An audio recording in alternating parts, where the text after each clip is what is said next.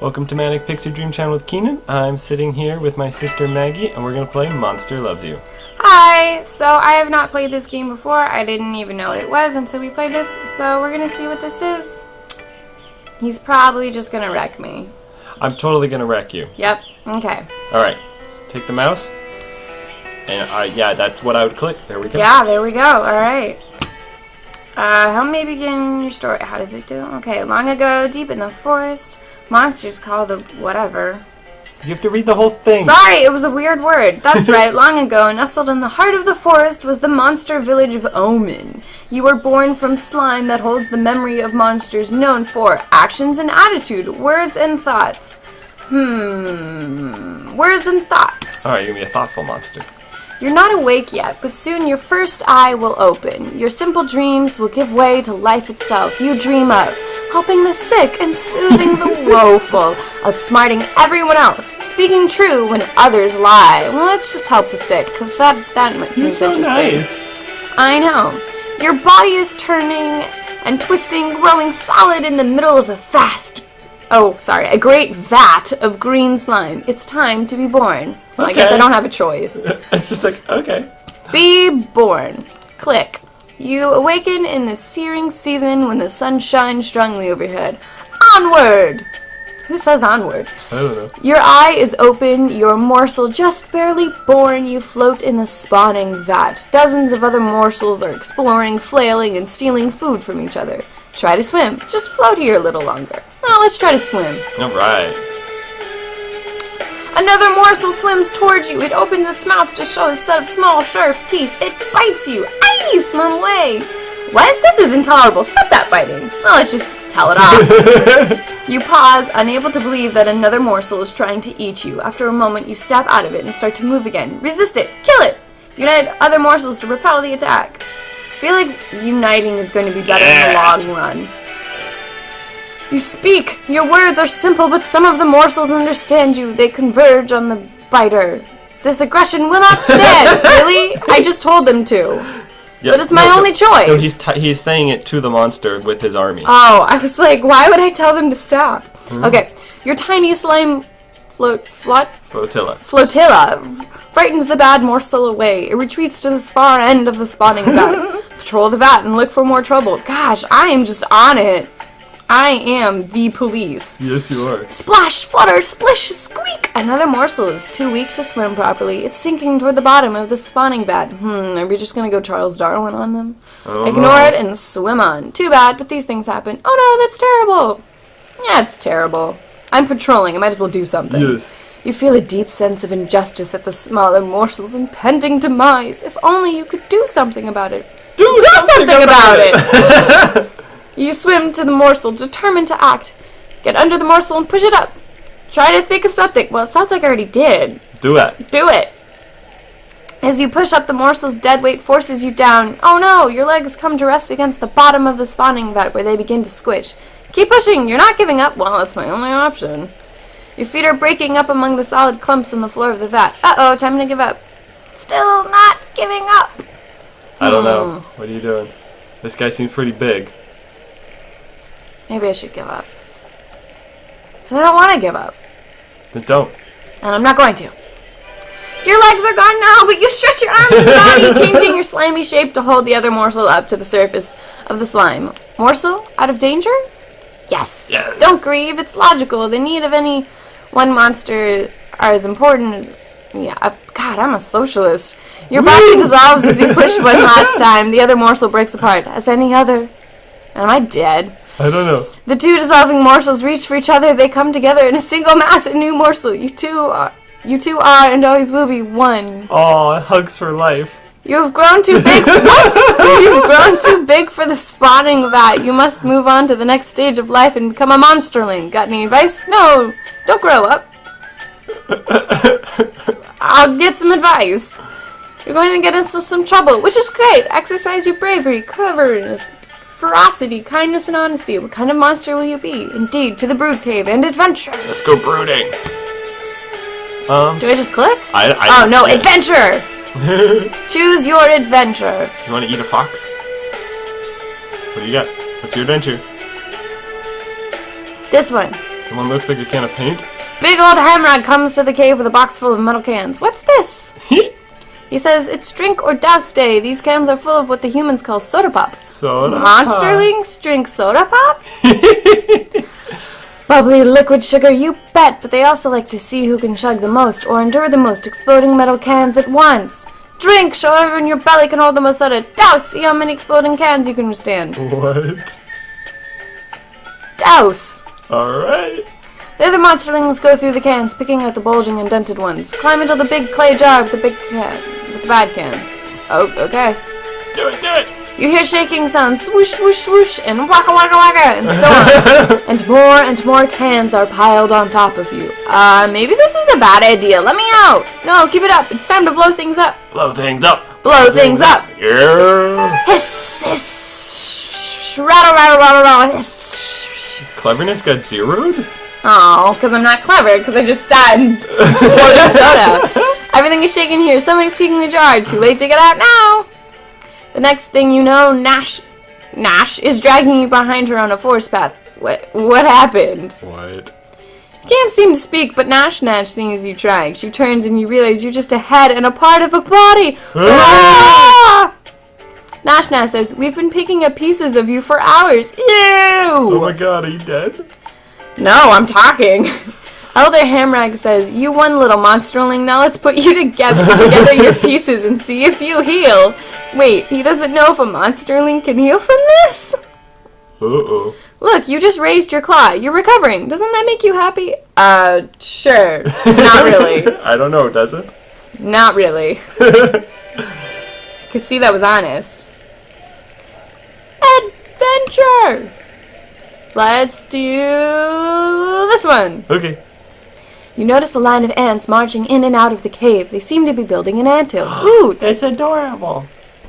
they're red ants. Ooh, not cute. Not cute. They look angry. Big pinchers in front, big stingers in back. Deal with them before they bite everybody. Leave the problem to Elder. No, we're gonna deal with it. Deal with it. I've had red ants. They're not fun. No, they are painful. As you draw close to the line, some of the bigger ants click their mandibles at you. They must Stop be the enormous ants. if you can hear them. Seriously, deceive them. Use another monsterling to crush them. Scare the ants away. Stomp them. I don't know. That makes more sense than deceiving them. Ow, ow, no one ant is a match for you, but all of them together are nasty. But they're just ants! You crush hundreds, if not thousands of ants. Your hide burns and itches from their bites and stings, but few who escape do not return. Okay.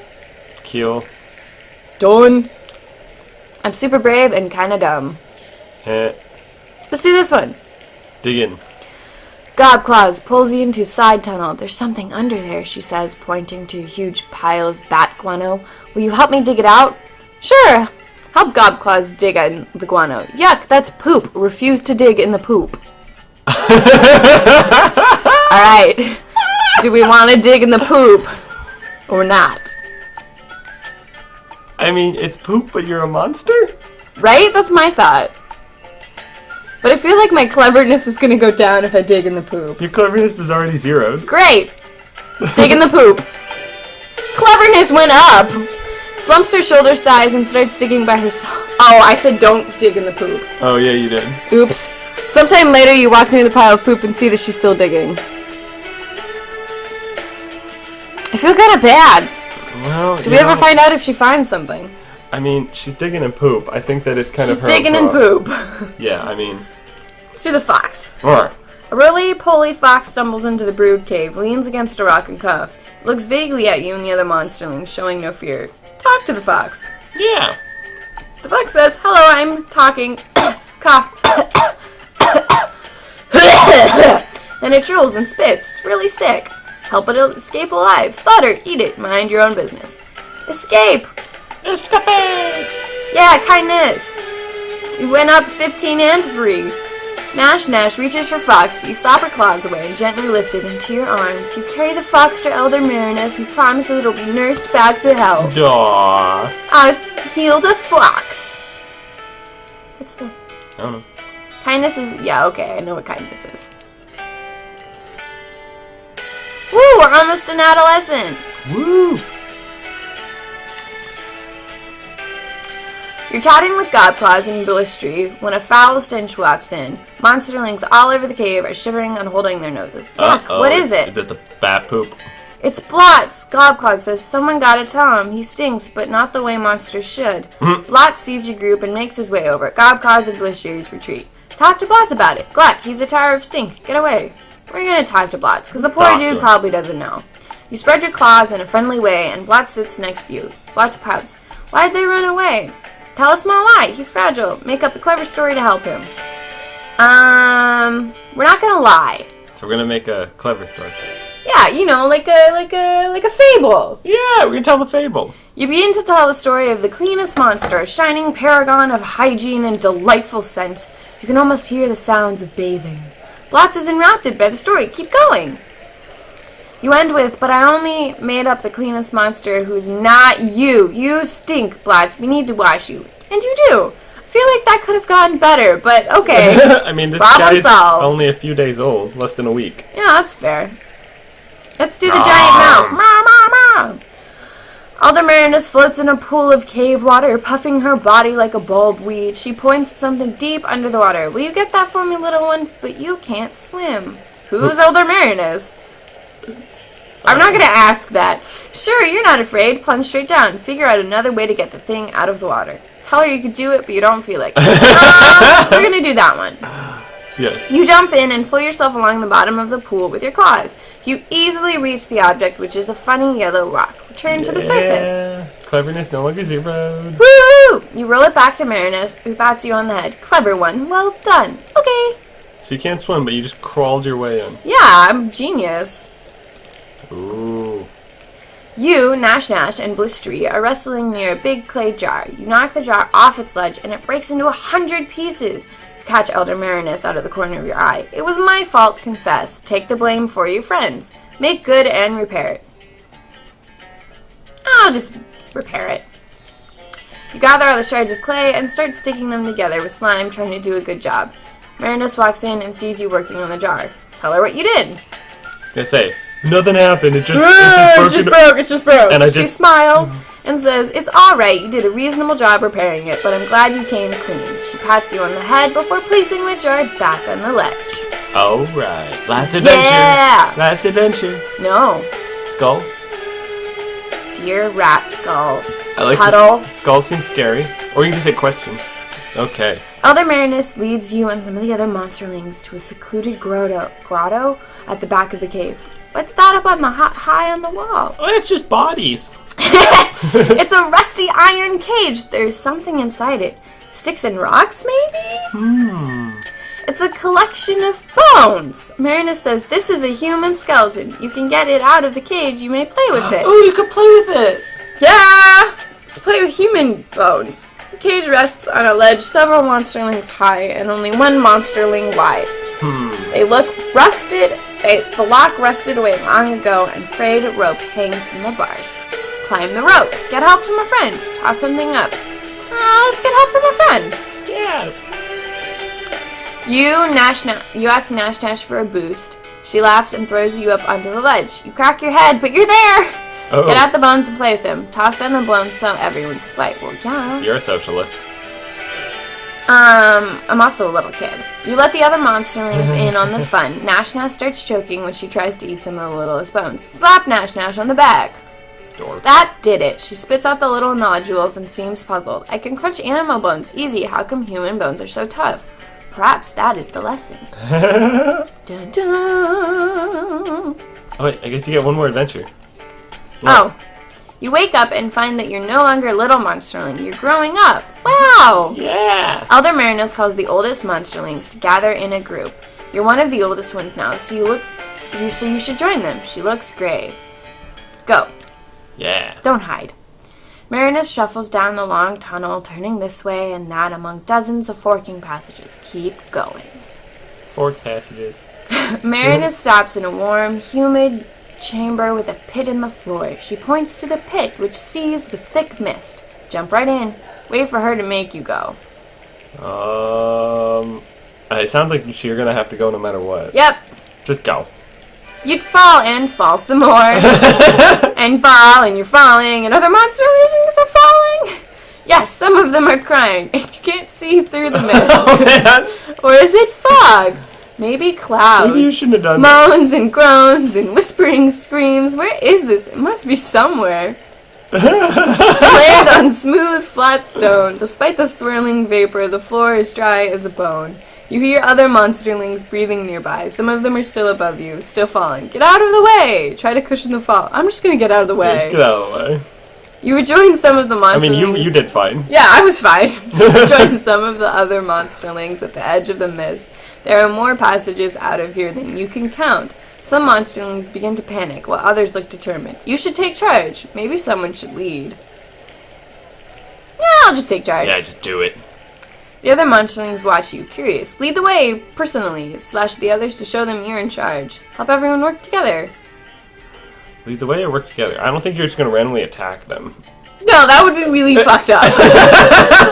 She's like, I'm going to hurt you. So, we could lead the way, or we could help everyone work together. And I feel like working together would be best. Alright. Let's work together. Because there's so many passages. You lead the other monsterlings into a rousing song. Decide what? When did you learn how to sing? I don't know, man. It's been 5 days since I was born. Putting aside their trepidation, they advance into the twisting passages. Soon you have all convened in a cave full of even thicker mist. Where is everyone? We can't see each other. Hold hands. Right? The chamber swirls with mist, smoke, fog, vapor, except it's not any of those things. It's ghosts! Hundreds of them! Large and small, they're everywhere! I don't like ghosts. Spooky. One by one, the pale ghosts begin to turn their attention to you. Their eyes glow different colors. Stand fast. Cringe a little. Stand fast. Yeah. Be tough. Wah! The ghosts speak in many voices, all hollow and distant, all in unison. They ask, do you fear? Yes, this is scary. Attack them. Wait and say nothing. Let's just wait. Let's just wait. The ghosts stare into and through you as though you're the one made of mist. One sharp voice speaks from behind you. Why are you here? Lecture the ghost about the monster lifestyle. What if I just lectured the ghost? Do it. Lecture the ghost. We're just gonna lecture the ghost. You take a deep breath and begin to explain how monsterlings make the change into adolescent monsters. Stress is like heat, cooking our minds and bodies so they can enter a new state of being. Continue to explain. You go on. First, our growing bodies must be destabilized so we can take on our more diverse forms, and then we must yawn. I'm sorry, I forget what I was. Falling to a deep sleep. Okay. End of monsterlinghood. Here's how you're doing. You are not ferocious at all. No. Should I be? I don't know. I don't know. I'm a monster, but like, do all monsters have to be scary? You wake up inside a well-appointed hovel. This is your home now. What should we be doing now? Start living as an adult. What? What should we be doing? They just gave us a hovel. Oh, the more brave, clever, ferocious, kind, and honest you are, the more other monsters will grow to respect you. Gain enough respect, and you might someday affect important world events. Cool. Alright, so now we're just gonna live. Yeah. I'm cute! Enter the big bad world. Can I play with any? No, I can't. Adventure in town. You have I'm no so teeth. Cute! You have no teeth. But I'm cute! It's because I'm not ferocious. At all. Maybe I can become ferocious. You see Jaggery in a haze of buzzy, angry yellow bees. It looks like he stole a beehive off a tree and took it home. You can see why. Honey is irresistible. Jaggery motions for you to help him. Size up the situation. Help him out. Don't interfere. Nature is beautiful. Who cares about it? Oh, I'm not gonna steal. Let's help him out. Alright. Just standing there thinking about it, you get stung twice. The bees are getting angrier and angrier. Jaggery frowns and asks, what do we do? Put the hive near the smokehouse.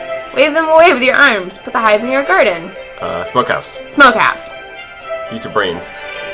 Well, I mean, if I put them next to a garden, they'd deal with the flowers, which would be cool, except they'd still be there, and they're angry. So let's steal them while they're asleep. It worked! The bees fall asleep, and you get a double claw full of stinger-free honey. Woo! Woo! Alright. This one. Nash Nash is picking up with a tiny blistery. She gets knocked down every time she gets up. Nash Nash asks if you want help. Ask why she's doing that. To the blistery.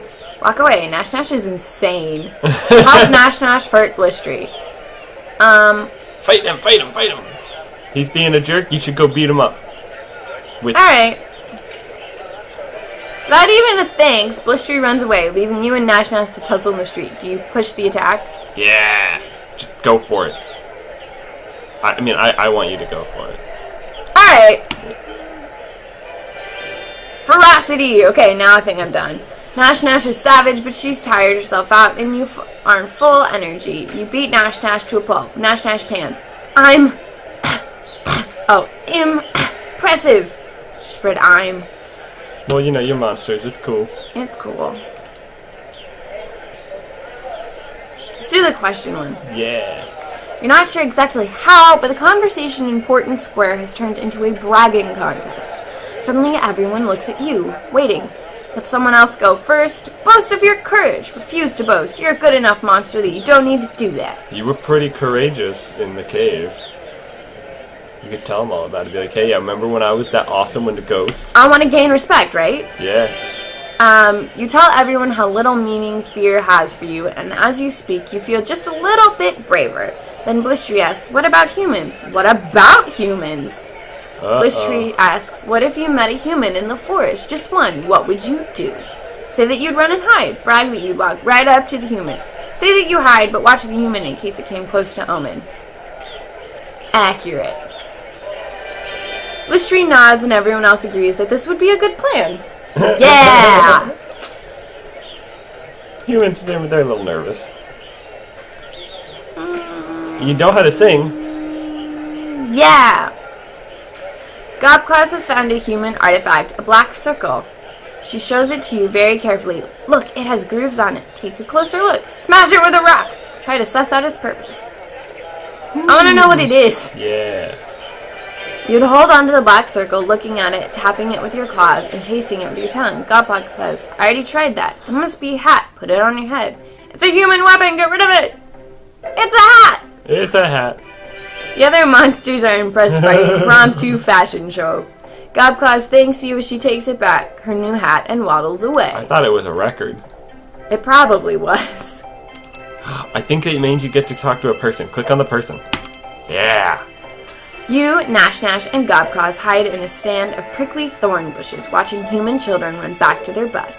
But what's that they left? Shiny, red, round things. It's a scooter! Mine! Battle Nash Nash and Gobclass for it. Firsties race to the scooter to claim it. Go get it. Go get it.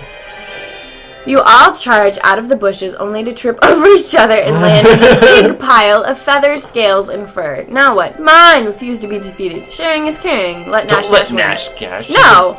That's not sharing. That's letting someone win. Kicking the others in the face, you lunge toward the scooter only to be tripped at the last second by Nash Nash. She scoots away, laughing at you. Alright. Fair is fair.